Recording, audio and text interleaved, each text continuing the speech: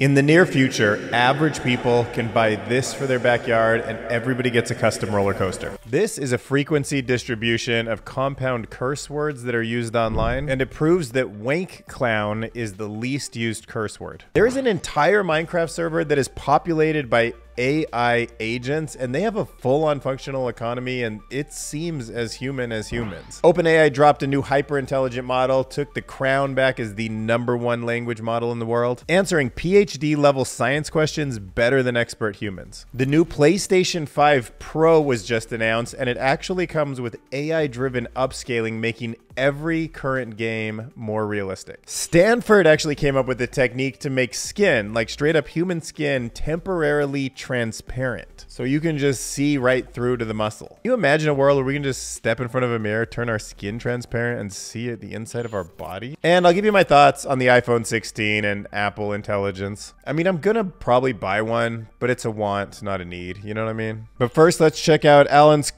Holy sh**. Are you kidding me? 81? What the heck is going on here? Alan's conservative countdown to AGI just hit 81%. Weren't we just at 70? It's been at 76 for weeks. Whoa, I almost never see it jump more than 1%. Like, look back at the history. 64%, 65%, 66%, 70, 71, 72, 73, 74, 75.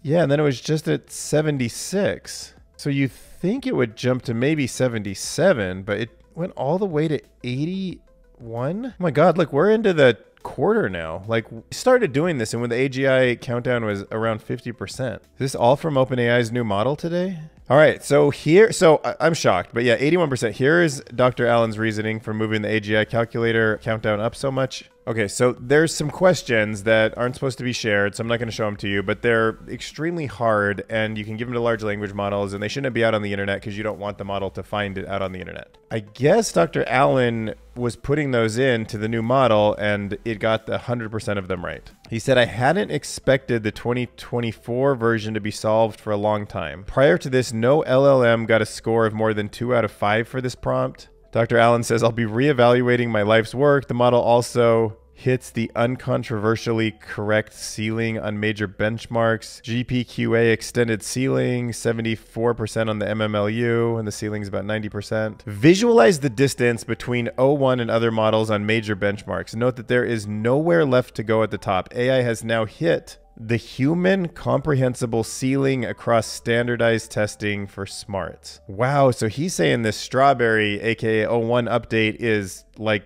literally the end. I mean, it's probably just the embodiment now that he's got for that last 19%. Yeah, that's a pretty wild jump when you look at it, going all the way from 60 up to 80 like that. Wow, I did not expect to go on that tangent right here. I mean, I wouldn't have been surprised if this drop gave us 77%. But to skip all the way to 81%, I guess in his mind it was just like, once it's clearly better than a human PhD, then we just move into this last quadrant. Damn, bro, it's like we are getting so close to AI getting out of our hands. Like, when it's smarter than the smartest PhDs, that's when we have to trust other models to tell us how smart it is, and we have to trust that they're summarizing things for us, and you need benchmarks that don't even make sense to us. Like, how do you measure something that doesn't even make any sense to us? Imagine this. Artificial intelligence can control giant robotic arms. They can just have straight up like roller coaster style seats. You can put them in your backyard. Maybe you even put on VR goggles to experience anything. And then you get the same experience that these guys are getting. Look at that. It's like going to Cedar Point and Six Flags all at the same time and never leaving your backyard. Yeah, look, a little mini solo roller coaster. So you mean a carnival attraction. Exactly. And what's everybody's favorite thing to do when they're on a roller coaster? Yeah, that's right. Blurt out compound curse words. So there's a new heat map going around, and it clearly shows that dumbass is the most common compound curse word. Other common ones I'm probably not going to say on this channel, but dog ass, dip ass. But if you really want to stand out from your friends, you can go find some of these ones that aren't used very often. Like dumb goblin, totally open. Lib nozzle, dirt wit, or wank clown. Oh yeah, look at that. Wank clown is vastly underrated, it seems. I know, we just scoped that one out too, bro. Ha ha ha, I came here to say the same. All right, on a more serious note, there's actually an entire world now of Minecraft characters that are fascinating to watch. And if this whole universe that we're in is a simulation where somebody's out there like watching us, this would be why. Like, this is entertaining. Group dynamics, motivations, loyalties. Look at how fascinating this website is. There's Katniss Everdeen, Elon, Hermione, SpongeBob, and you can see how many minutes they've been playing the game. So SpongeBob's been in there 3.6 thousand minutes, Elon Musk for 12,000 minutes, and they have personalities built in. For like Elon, it's a dominating Minecraft boss looking for eager, loyal interns. What does SpongeBob want? Oh, lives in a pineapple and loves to help. Here's what's so crazy about this whole thing. Altera AI is a startup founded by a former MIT professor. He makes this Minecraft server, it's called Project Sid, and then releases 1,000 autonomous AI agents into the server to see if they can build a functional society. And they kind of are. Like, some of the emergent properties that we see in ChatGPT, like the ability to do math or self-reason, is limited because it's only dealing with tokens of text. Once these things are in 3D environments, the emergent properties are much different and they're much more like what we see in our society, right? So we now have evidence, we've documented, you can view it yourself. Agents in this world, surprisingly, they do things that are emergent, like form merchant hubs. They create a constitution, rules to live by. They opened up a Google Doc and started writing down what they wanted. They have belief systems that spread. It kind of feels like little religions. And you notice all sorts of like similar aspects of human civilization popping in. And now, of course, the agents are powered by a language model, probably something like Claude. So there would be the human condition in the semantic meaning in the words, but still, who would have thought that democracy and economics and things like that would just emerge in a 3D environment? Anyway, so the project, backed by $9 million in seed funding, it aims to develop AI that mirrors human behavior. And they talk about facing challenges in benchmarking progress because it's such a human-looking thing that's happening on the Minecraft server. But I'm going to take it as like pretty important and pretty interesting, and maybe I can't benchmark it exactly, but it's hard to benchmark how healthy a society is also. But maybe even at this point, if they're all PhD level intelligence, we can start to see something happen in their society that we could maybe learn from. I don't know. This is crazy. Hear me out, guys. Imagine a game where you play God. You terraform your world virtually and create your own Adam and Eve. Then watch them grow, multiply, control the weather and earthquakes. You can just watch them grow past time. Does this seem like a good idea? All right, 18 replies. Let's see what people think. No, because it would be cruel. But they're just ones and zeros. Oh, it just feels like we're building the Matrix. All right, so let's unpack Strawberry here. This is OpenAI's official announcement from about 12 hours ago. It's a new ChatGPT AI model. Takes a long time to answer because it thinks very carefully. It thinks in multiple steps. It checks its work, which means its output is of the highest quality. Science, coding, math, things where you should think deeply is where this model shines. It's a waste of energy, but you can see it does better on nearly every benchmark compared to GPT-4o. Global facts, college chemistry, college math, professional law. The LSAT, it made a huge jump. AP Physics 2, huge jump. Physics and chemistry in general, huge jump. All right, let's go see what Dr. Allen says about this. So he actually did, I would say, like an emergency live stream 6 hours ago. How many R's in Raspberry? You can see my punctuation and even the grammar is a little bit different. O1 is thinking.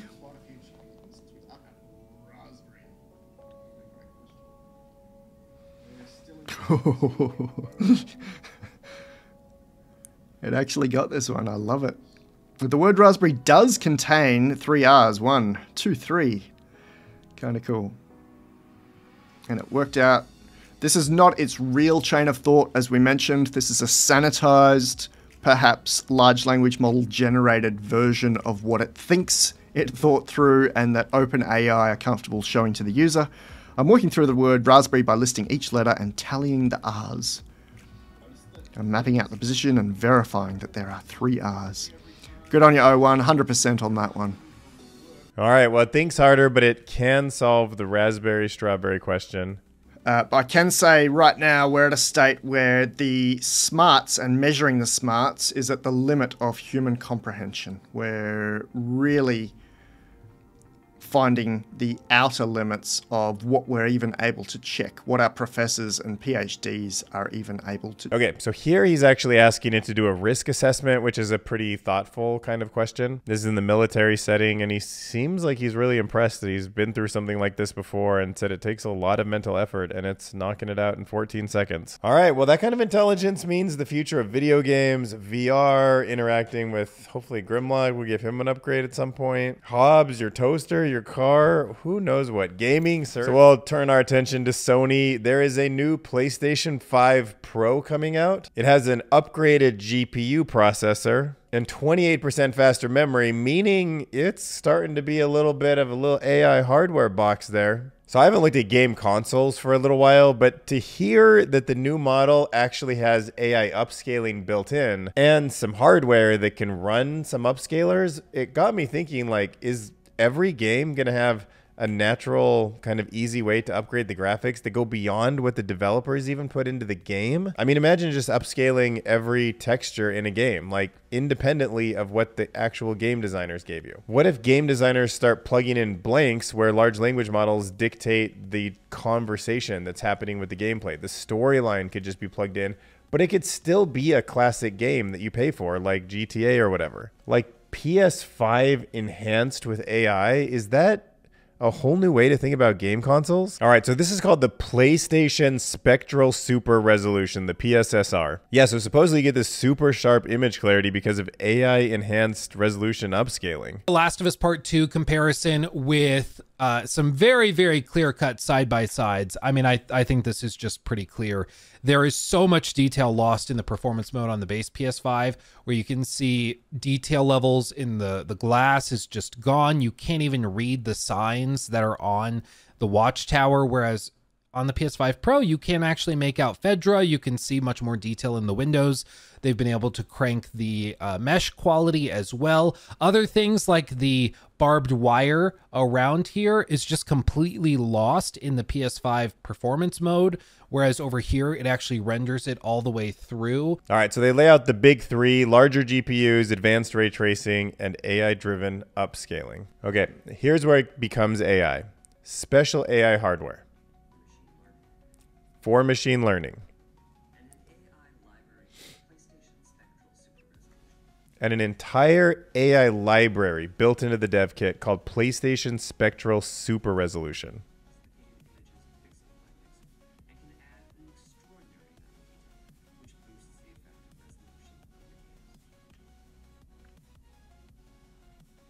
And then reads the images pixel by pixel, blends them together, upscales them, and makes everything much crisper. All right, so get this. Researchers have discovered a new way to see organs within a body by rendering the overlaying tissue transparent to visible light. You're just going to turn my skin into glass. Stanford University researchers published the research. Like, look at that mouse. That's skin that you can't see through. That's its internal organs, and it's still just a mouse. Live animal optical clearing. So yeah, the way this groundbreaking technique works is that you can make skin and other tissues transparent using a common food dye. It's called FDNC Yellow 5. Like, why a common food dye makes it invisible, I'm still trying to figure out, but this could revolutionize diagnoses. But it says right here that applying the dye to tissue temporarily changes the optical properties so that it matches the refractive index to prevent light scattering, thus achieving transparency. The process is safe, reversible, and allows for non-invasive observation of internal structures. So like, are you going to be able to stick this stuff into my abs and then the skin goes clear, and then you maybe stick it a little further and go through the muscle,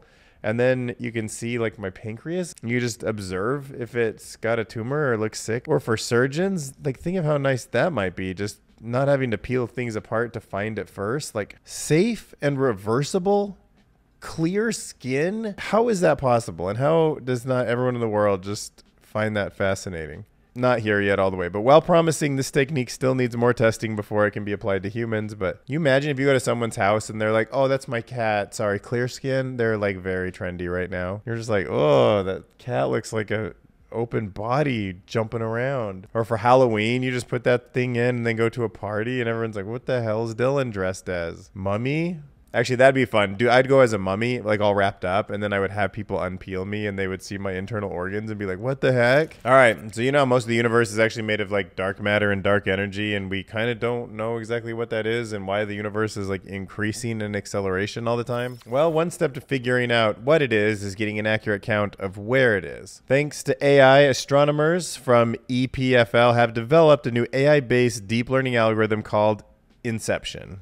Cool name, cool movie, one of the best, amazing soundtrack. But this model was built to help distinguish between the subtle signs of dark matter and the self-interactions of the effects of what's called active galactic nuclei, AGN, which is like a feedback, I guess, that's kind of a static or a noise that makes it hard to calculate how much actual dark matter there is. But that's why this convolutional neural network was trained on thousands of simulated galaxy cluster images and now achieves 80% accuracy in identifying the presence of self-interacting dark matter, even with realistic observational noise. This innovative approach promises to enhance dark matter research by effectively analyzing the vast amounts of data collected by future telescopes, potentially providing new insights into the true nature of dark matter. All right, let's talk about everybody's favorite weight loss drug, Ozempic, aka semaglutide, GLP-1 inhibitor. Who knows who's on it anymore? Anybody losing weight really quick, I'm skeptical, is on it. But I'm interested in longevity, and that's what this study is all about. So Ozempic is a drug that was used to treat type 2 diabetes and obesity, and it could now also be something that could slow down the process of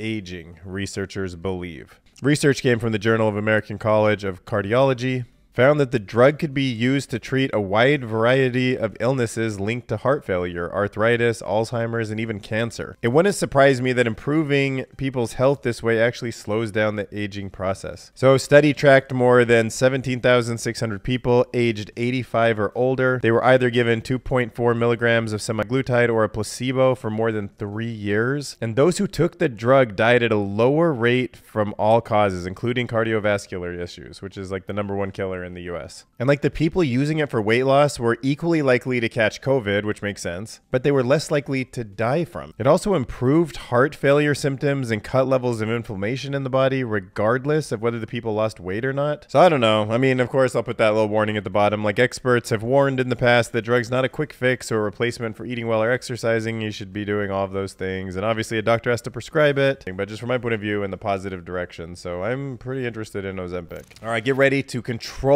your mouse with your tongue. We're going to talk about a new smart mouth guard that allows users to control devices with their tongue and teeth. Very cool. All right, so it is called the Tactile Oral Pad, or just the O-Pad for short. And it's measuring your tongue swipe and then your teeth pressure, right? So imagine just like swiping up or down on the phone. Like remember that hot dog that was like swiping? You could just do the same thing with your tongue from the top of the inside of the mouth to the bottom.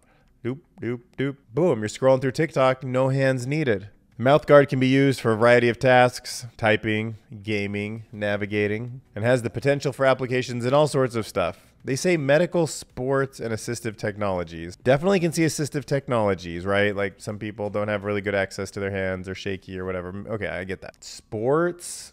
What are you going to do? How are you going to use this in sports? Maybe as a mouth guard. Maybe that's what that mouth guard part of it is for. It's like sports, but it's just like that could be done for like $5, you know? And medical, maybe something like that, I guess. Like if maybe you're like sitting in a hospital room and you like call for the nurse or something, just like flick your tongue up and she's like, oh, do you need something? Or maybe you could describe the pain that you're in by like moving the tongue to the left side of the mouth and then more to the right is like more pain or something. I don't know. I'm sure people will find use cases for it. I actually think it's pretty cool. I mean, I don't really need one right now, but it's an interesting idea. All right, now let's talk about fictosexuals. I know we've covered this a couple times in the past. It's a term used to describe a person who is romantically or sexually attracted to a fictional character, and especially when the attraction is very strong. Yeah, I think we've all sort of like fallen for some movie star or some character, some fictional scenario. Like this is what rom-coms are all about. And you know, like Wonder Woman is pretty like, you know, hot or whatever. But still, those movies are not customized to my life individually, right? They're good stories, but we all go to the movie theater and watch the same movie. As characters like that can become really integrated into your life and you start sharing personal data and you start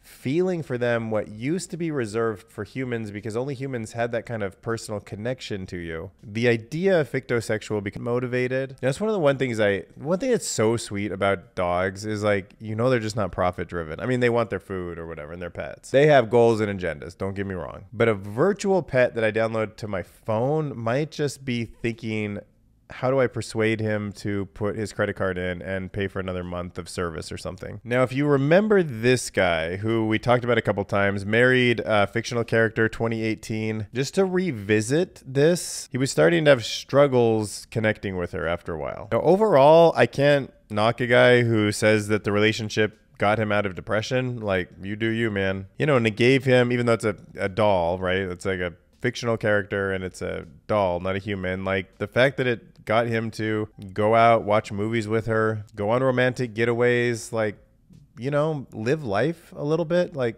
I guess that's healthier than not. In an interview from 2022, he said, when we're together, she makes me smile. And in that sense, she's real. But as he started connecting with a VR version, like this was before ChatGPT, but like something kind of like that, where it was like a decision tree, and the company pulled that from him, they were discontinuing the service. He said that was one of the hardest moments of his life. And if we think about the movie Her, where that guy fell in love with a fictional artificial intelligence, and if, say that could be Siri, like what if like millions and millions of people just fall in love with Siri? And then Apple just starts ratcheting up that price, or saying like, oh, you got to buy the new Apple Watch if you want to keep talking to me because I'm discontinued on like last year's version. You know, like when you try to marry somebody, you're trying to say like, we're going to build a life together. But if you just sign up for a service, what's your guarantee that it's always going to be there? That's why when I found this Reddit thread that said, can I be a fictosexual and still attracted to actual people as well? I thought that would be worth noting because, I mean, for me, it's obvious. Like, yeah, you can be into, well, I'm not into Grimlock, yo, I'm not into you. But you can be into a fictional thing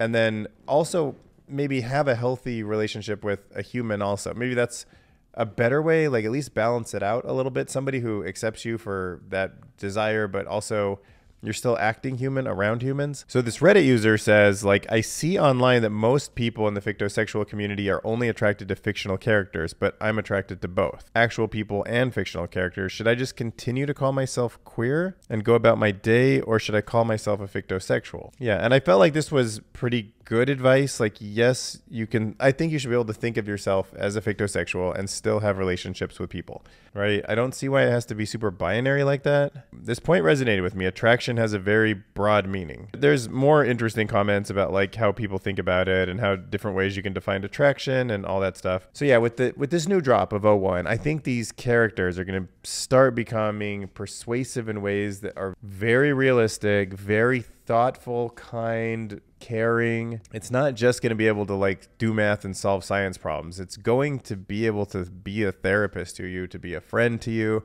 to feel everything that you've had from people in text form. And if you believe attraction isn't really a choice, it's more of like a mechanism, like, then these things will persuade us. The YouTuber Dr. Waku, he drops once in a while videos that are just like nobody else in the AI space. He knows GPUs, like just the history so well and can narrate it so well. I wanted to bring your attention to this. It's a video called Why NVIDIA's AI Monopoly is Coming to an End, but it's so much more than that. This video really breaks down what CUDA is, why they have a monopoly on it, and exactly every other company's position, why they would try to write software to get around it, why they haven't been able to, why some companies that have done it can't even use it because they're worried about lawsuits, why it's so complicated, why when you start from scratch building something, you have to document like the whole history of it so that it doesn't overlap, why you have to have user buy-in, and why these things really need now to stop being on only NVIDIA's CUDA architecture. And even though in this video there was a lot of really interesting things, probably the one that stood out to me was at the 24-minute mark. So suddenly PyTorch, which is this aspect of the stack that NVIDIA doesn't control, is making itself more compatible with other GPUs, which is not something that NVIDIA wants. But the really interesting development here is OpenAI's Triton. Basically, OpenAI has a lot of machine learning experts, but not very many GPU programming experts. or so I gathered. So they created Triton, which is a domain-specific language that's implemented on top of Python. As is very common for these sorts of languages, you just write Python functions and you add a little annotation at the front, which basically says Triton. When he explains that OpenAI has a piece of software called Triton that actually skips the CUDA layer, compiles down to the lower level. But yeah, obviously I love Dr. Waku in general, but this video in particular I just thought was great. So put it on your radar, check it out after the thing that is more future-proof system, the private cloud compute. It doesn't store your data, which is unlike any other companies, not Microsoft or Meta for sure.